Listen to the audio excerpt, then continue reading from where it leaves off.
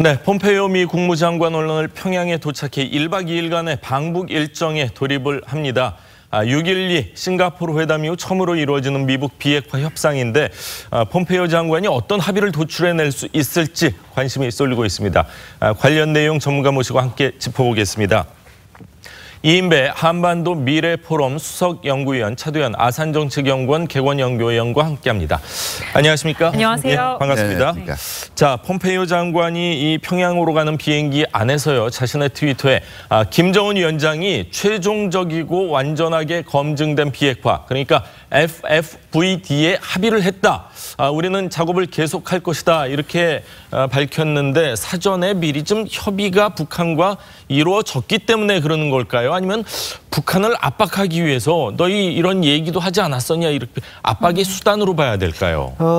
지난번에 이 사전 협의가 있었죠. 판문점에서 성킴과 최선희가 이제 가끔 만났었는데요. 예. 뭐 1시간 정도 만나고 끝냈습니다. 그래 봤을 때 깊숙하게 이야기는 못했는 것 같고, 우선 미국 측에서 FFVD에 대한 그 의향은 전달했는 것 같고요. 예. 그래서 거기에 대해서 명확하게 입장은 받지 못한 상황이어서 제가 볼 때는 상당히 정치적으로 협상이 나서기 전에 미국의 의지를 드러낸 것이다. 우선은 그렇게 보는 것이 좀 좋을 것 같아요. 의지를 드러내면서 압박의 수단으로 쓰고 압박으로 있다. 보는 게 맞겠다는 생각이 듭니다. 사실은 이 검증이라는 것이 쉬운 문제가 아닙니다. 그렇죠. 저 구체적으로 앞으로 더 말씀드려야 되겠지만 그것이 고비가 굉장히 많습니다. 신고 때 또 검증 때 이것이 가장 핵심적인 문제인데요. 여러 가지 진통이 있을 그런 문제입니다. 이제 시작된 거죠. 그러니까. 네. 예.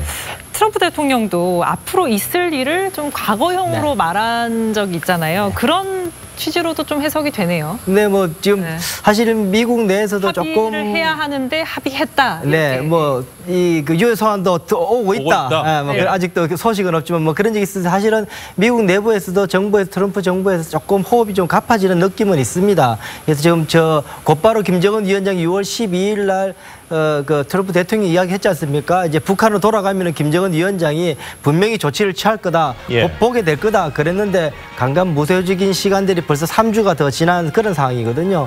그러니까는 그런 속에서 뭔가 조치가 나와야 되는데 아직 안 나오고 있어서 미국으로서도 조금 마음이 좀 급한 부분이 있다라는 생각이 들고요. 이제 시작입니다. 네. 이제 폼페이오 이제 국무장관이 들어가서 이제 좀 이제 냉각기를 갖고 핵 문제에 대한 이제 본질에 접근하는 이제 첫 걸음이다 보시면 될 것 같습니다. 네, 지금 방금 들어온 속보 좀 전해드리겠습니다. 트럼프 대통령이 기자들과 만나서 한 발언들인데요.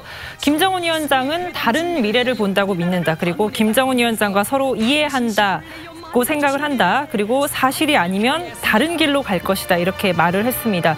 폼페이오 장관이 곧 북한으로 도착하기에 앞서서 북한을 좀 압박하려는 발언으로 좀 해석을 되고 있습니다.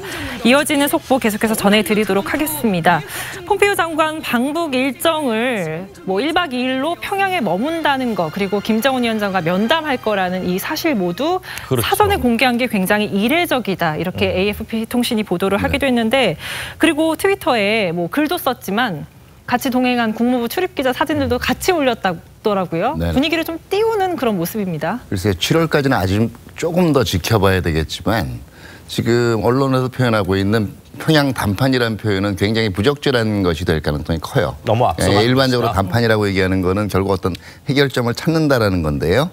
이게 지금은 물론 물밀 협상을 굉장히 보완을 잘하고 지금 예. 표정 관리를 하기 때문에 굉장한 성과가 있는데도 그렇게 보는 걸 수도 있겠습니다만은 현재까지 나타난 걸로 봐서는 지금 그냥 이건 대화가 이어지는 거 이외에 특별한 어떤 우리가 보기에 굉장히 가시적이라고 할 만한 성과가 나오기에는 한계가 있다라는 건데요. 그게 왜냐하면 최근 트럼프 대통령 트위터도 한번 자세히 들여다보면 결국 노벨상 이런 얘기는 이제 쭉 들어갔어요.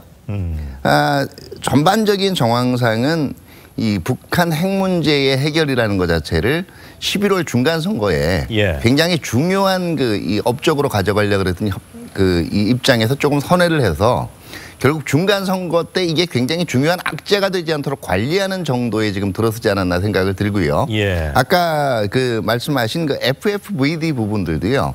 이게 지금 앞으로도 쭉 쓰일 확정된 용어인지는 모르겠어요. 왜냐하면은 백악관하고 국무부의 이 비핵화 관련된 용어가 그동안 여러 차례 지금 바뀌면서 혼란을 준 경우도 있었거든요. 그렇기 때문에 이거는 어떻게 보면 현재의 밀고 당기는 상황을 표현한 것뿐이지 그리고 미국이 어떤 선호를 표현한 것뿐이지 이 자체가 지금 고정된 확실하게 과거의 CBID에 비해서 변경된 용어라고 보기는 힘든 것 같고요. 그런 면에서 이런저런 것을 지금 정리해 보면 지금 오히려 미국이 압박이란 측면보다는 상황 관리에 지금 치중하는 쪽으로 조금 입장을 선회하지 않았나 하는 조심스러운 지금 관측을 할 수밖에 없죠. All or nothing을 포기하고 이제 접근 방식 자체를 상황을 관리해가면서 시간을 좀 두고 하자 뭐 이렇게 보고 계시는 것 같은데 자 오늘 뭐 또 로이터 통신 보면은 미국이 한국 정부의 조언에 따라서 CVID에서 FFVD로 이 변경한 것 아니냐 이런 기사가 나왔거든요. 이 부분에 대해서는 어떻게 보십니까? 뭐 CVID 자체에 대해서 북한이 워낙 이제 반발이 심했기 때문에 그 용어 때문에 사실 협상이 진전되지 않겠다고 이제 한국 정부를 안고 있다고 이제 한국 정부를 보고 있었던 것이고 그러니 일단 가장 중요한 저는 거기에 대한 동의하는 부분이 있습니다. 일단 가장 중요한 부분은 북한의 핵에 대한 실체를 밝히는 것이 가장 중요하거든요. 실체적 진실도 밝혀지지 않았는데 이것을 어떻게 하겠다 말겠다 할 수 있는 상황이 아닙니다. 그러다 보니까는 지금까지 북한의 핵 활동이 어떻게 되었는가 신고를 받고 그다음 검증을 하는 것이 가장 중요하고 핵심적인 조치인 건 사실입니다. 그런 의미에서 뭐 첫 번째 조치로서 FFVD 자체가 나쁘거나 저는 뭐 그렇게 보지는 않습니다. 핵심적인 조치인데 문제는 뭐냐면은 그걸 가는데 제가 이게 여러 가지 난관이 있다고 말씀드린 이유는 뭐냐 하면 이게 지금 북한 비핵화가 아니라 북한이 지금 한반도 비핵화라고 이야기를 해서 이게 이제 곧바로 이제 밝혀질 것 같아서 이제 저도 이제 말씀을 드려야 될 시점인 것 같은데요. 한반도 비핵화라 그러면 분명히 남북 비핵화 공동선언을 하기 전에 1991년에 하기 전에 90년에 북한에서 무슨 말을 하냐면은 그 한반도에 주한미군과 북한 동시 사찰을 하면 우리도 그 북한 핵에 대해서 우리 공개할 용의가 있다라고 이야기한 적이 있습니다. 이미. 그래서 만약에 한반도 비핵화라는 이 조치가 이제 이 본격적으로 신고 검증이 이루어지기 시작하면 동시 사찰을 요구할 가능성이 높습니다. 주한미군과 한국에 있는 핵 연구소를 보자. 너네들도 뭐 핵무기 만들려고 조치했는 것 아니냐라고 해서 동시 사찰을 요구하게 되면 어떤 일이 벌어지게 되냐면 결국은 사찰을 서로 이게 확실히 더 봐야 되겠다라는 요구가 서로 못 미국이 북한에도 할 수 있지만 북한이 미국과 한국한테도 할 수 있습니다. 그렇네요. 그렇게 되고 되면은 그 다음에 진전은 완전히 그냥 안 되게 되는 상황이 됩니다. 사실 그게 가장 큰 고비라서 그래서 처음 당초에 한반도 비핵화라는 말이 대단히 어려운 문제다라고 제가 말씀드렸던 부분도 그겁니다. 한반도 비핵화와 관련해서는 구체적이고 현실적으로 어려운 점이 참 많은 것 같은데 뭐 체육회담이나 문화회 뭐 성과 같은 건 분명히 있는 것 같습니다. 자 어제 김정은 위원장 남북 통일 농구 친선 경기에 결국 모습을 드러내진 않았습니다. 대신 김영철 부위원장이 조명균 장관을 만나 김 위원장의 뜻을 그대로 전했는데요. 잠시 영상 보시죠. 이번 통일농구 경기는 우리 국무위원장께서 몸소 발기하셨습니다. 경기 도중에 선수들을 소개하고 남측 음악을 돌려주고 하는 것도 경영하는 국무위원장께서 말씀이 있었습니다. 남측에서 방송원도 들여오게 하고 그다음에 음악도 가져오게 하라 이렇게 일일이 가르치심을 주셨습니다. 그런 특별한 관심 속에서 마련된 통일농구 경기입니다. 김정은 위원장이 사소한 부분까지 직접 계획을 했다, 신경을 썼다 이렇게 말했는데 결국 불참을 했는데요. 폼페이오 장관 방북 준비로 좀 바빴다 이런 해석들이 나오고 있습니다. 그렇겠죠. 지금 뭐 신의주에 있다고 지금 그 통일부 장관의 이야기는 신의주에 있었다는 지방시찰 신의주에 있다는 이야기는 지난번에 압록강 그쪽에 황금평 지역 그쪽을 돌아보는 그 기억을 계속 돌아보고 있다는 이야기가 되는 것 같고요. 보면 분명히 이제 뭐 그쪽이 날씨도 북쪽이니까 좀 덜 더울 테고 하니까 그쪽에서 뭐 회담 준비를 어차피 만나기로 되어 있으니까 폼페이오 국무장관을 그걸 좀 집중하고 있는가라는 생각이 들고요. 뭐 사실은 김정은 위원장으로서는 농구 광이기도 하고 이 판문점 남북 정상회담 때 직접 제안한 그 남북 농구 경기인데 못 보러 올 정도로 사실은 상황을 좀 심각하게 보고 있다, 무겁게 보고 있다, 뭐 그렇게 해석도 가능할 겁니다. 자, 그런데 오늘 좀 우리 입장에서는 좋지 않은 소식이 좀 들려오고 있습니다. 한국당의 국방위원장을 역임을 했었죠. 김학용 의원이요. 북한 핵시설이 집중된 영변에서 시설들이 아직도 정상 가동되고 있다. 또 SLBM 이 잠수함에서 발사되는 이 탑재 잠수함 신규 건조 정황 포착됐다. 이렇게 밝혔는데 최근에 핵미사일 개발을 지속하고 있다는 이런 의혹받고 있는 북한. 한미 당국이 이런 거 다 보고 있을 거라고 생각을 하는데도 불구하고 그냥 노골적으로 하는 겁니까? 아니면은 어떻게 봐야 될까요? 이 상황을. 애초에 저걸 생각을 안 했다면 문제가 되는 거고요. 예. 지금 정확하게 얘기하면 저 상황은 합의 위반이 아니에요. 북한이 선언한 건 모라토리움입니다. 예. 다시 말해서 핵미사일 발사 실험을 하지 않겠다라고 얘기를 한 거고요. 네. 그거는 지금 지켜지고 있는 거예요. 모라토리움 다음 단계로 가야 되는 게 가지고 있는 그 이 핵 분열 물질, 다시 말해서 이 핵탄두 재료죠. 예. 이거를 늘린다든가 아니면은 현재 가지고 있는 이미 개발된 미사일들을 이제 이 전력 배치화하는 과정 자체를 하지 않는 거는 사실 동결에 들어가요. 예. 네. 그렇기 때문에 사실 제가 6월 10일 이후에 뭐 여러 가지 초기 단계 조치들 뭐 나오지 않은 거 이거는 다 좋지만 이게 6, 7월에 들어가면서 이거를 분명히 이 모라토리움 단계에서 처음에 서로 신뢰를 쌓고 기분 좋게 시작을 한다라고 해도 그 다음 로드맵을 좌우하는 게 동결이 과연 어느 시점에서 확실하게 담보되느냐거든요. 예. 네. 그런데 지금 저거는 지금 동결이 이루어지고 있지 않다라는 얘기입니다. 여러 가지 정황상. 그리고 북한은 분명히 동결로 들어가기 전에는 뭔가 좀 추가적인 조치가 나와야 된다라는 네. 그동안의 입장을 지금 내놓고 있을 거예요. 이게 종전선언이 될 수도 있고요. 예. 그런데요, 비록 합의는 지키고 있는 상황이라고 하지만 아무래도 폼페이오 장관의 방북을 앞두고 계속 핵을 없애는 신용은 못할 망정 계속 이런 맞습니다. 정황들을 노출하는 이유가 뭘까요? 그러니까 이제 동결로 들어가기 위해서 뭔가 또 중요한 걸 하나를 내놓으라는 거죠.